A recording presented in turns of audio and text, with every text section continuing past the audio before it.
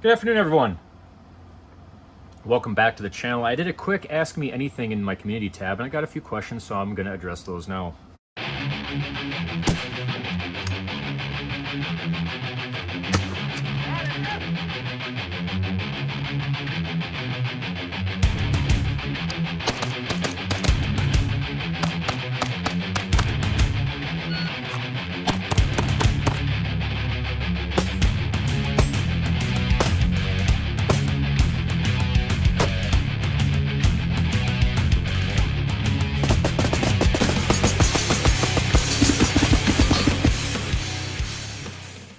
First of all, an axe to grind.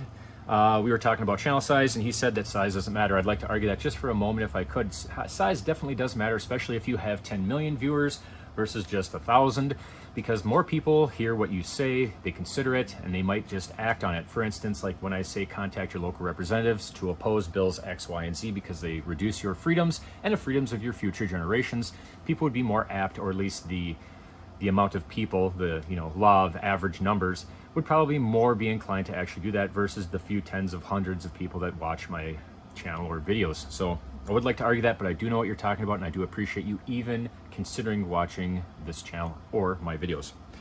I'm going to paraphrase. He also asked me what I thought about Charls Martland. Charls Martland, I think, is a living hero. Most heroes are expired because they do a heroic and valiant effort, strength and honor to become a hero. I consider Charls Martland a hero, and Captain Quinn. Basically what happened was they were removed of their duties on September 6, 2011 because they went and beat up an Afghani local policeman, an ALP. Now, why would they do this? They also physically removed him from the base. They did this because they were approached by a young woman who was a mother of an 11-year-old boy, and they both went to Martland and Quinn and told them that that officer was physically abusing that boy. This isn't anything new in this region of the world. There's actually a slang term for this called Bakabazzi. You can look this up on Wikipedia or anywhere else you'd like to look it up on the internet.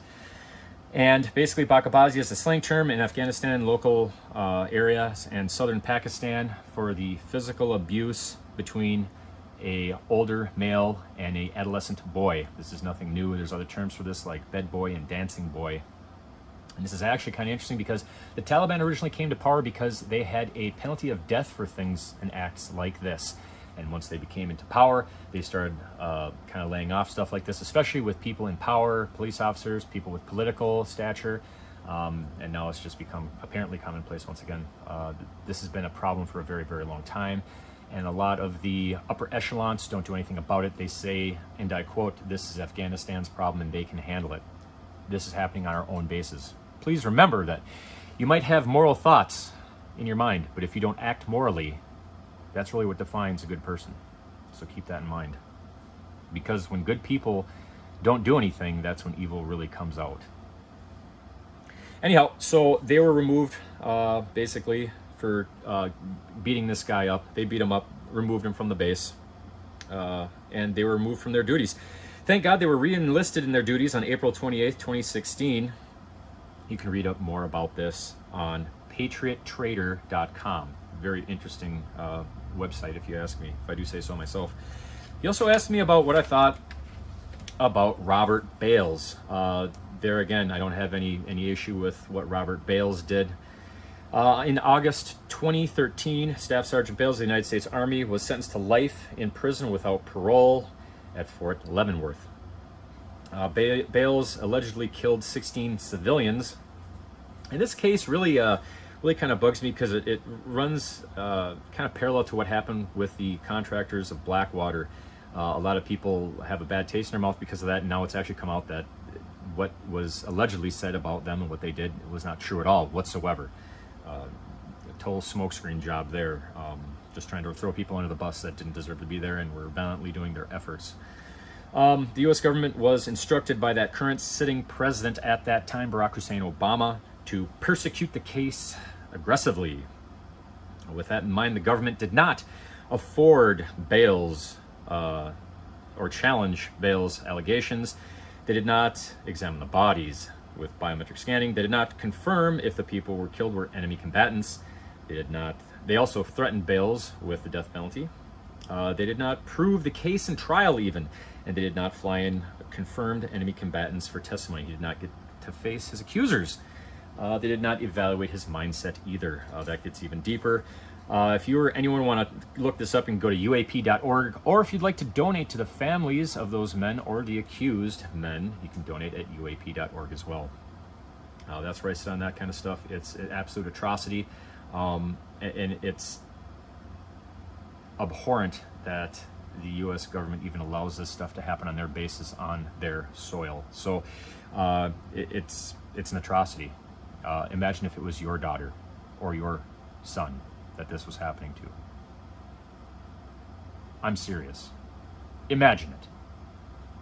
And now imagine that the government would try to persecute you for delivering justice. Anyhow, Ahmad Kowalden, and I'm sorry if I butchered your last name, said that he found me through the 516 video. He thanks me for what I do. I thank you very much for viewing it. I appreciate it a lot. The Rogue Banshee, almost over a year ago, asked me if I could only have one firearm, what would it be? Now, this is a very hard question. Over a year has passed since he asked me this in this video. And honestly, it's taken a long time for me to think, but I think I've narrowed it down. Basically, what I would pick, and it's a long explanation, is a SIG 516 piston-driven AR-10, basically. This rifle did not work for me at all whatsoever. It was about an 8-inch MOA rifle when I first got it. Now, I'm sure SIG has fixed these and done different things, probably with gas porting size and stuff like that. But the reason I picked this is because we do have a cold hammer forged barrel, 16-inch barrel. It is a 308, and it is only a 16-inch barrel, but that also affords you a lot of movement during vehicles, through doorways, things like that, of that nature. It is very accurate now, after I've done a few modifications. I noticed that it was about an 8 MOA. I knew there was an issue with it. I started looking up and doing some research. I ended up machining a 6 and 5/8 ounce buffer weight, and that tightened up accuracy considerably. In fact, now this is a sub MOA rifle with the right ammo and the right shooter behind it. I also put a low power variable optic, a 1.5 to 4 power Leopold scope, and a Geissele trigger on this. This is the one firearm I would choose if I could only have one tool in my toolbox, because I'm a rifleman first, a pistol man second, and a shotgun man third. Your choice should be anything that you're most proficient with, of course, and I believe that I am most proficient with a semi-automatic rifle in the 308 caliber. Thank you for everybody for asking me these questions. I do appreciate it. If you watched the video up till now, I thank you very, very much, because obviously these videos are being shadow banned and not propagated on algorithms as often. So thank you very much. Remember that loot is fast, brakes only slow you down, and if you cease to not act in a moral fashion with what you believe in, do you cease to become a good person? It's a serious question. Think about it. There's a different answer for everyone out there, and I challenge you to stop, turn this video off, and think for 10 minutes with nothing on around you about your own situation. Thank you very much for watching. Remember that loot is fast, brakes only slow you down. Ask yourself that question. Be safe, have fun on the range, and I'll see you next time.